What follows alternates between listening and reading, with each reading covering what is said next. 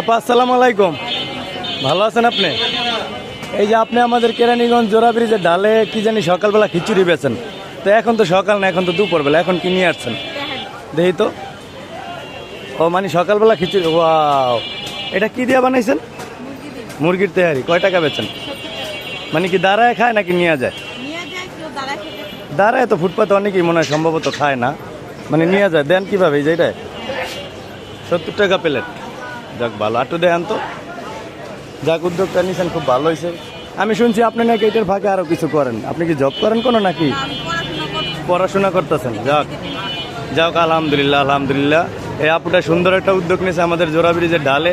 আর আপনারা তো অনেকেই আমাকে চেনেন, এই যে আমার শরবতের দোকানটা, এটার পাশে এই আপুটা খিচুড়ি বেচে সকালে। তো আজকে নাকি তিনি তেহারি নিয়ে এসে, যাক বেছেন, দোয়া করি আপনার জন্য। আর প্রিয় দর্শক সবাই আসবেন আমার দোকানে যারা শরবত খাইতে, আপুর থেকে কিন্তু তেহারি নিয়ে যাবেন। এই যে তেহারি অনেক ঘেরান লাগতেছে, আমিও খাবো, একটু পরে খাই। ভালো থাকেন ভাই, ধন্যবাদ।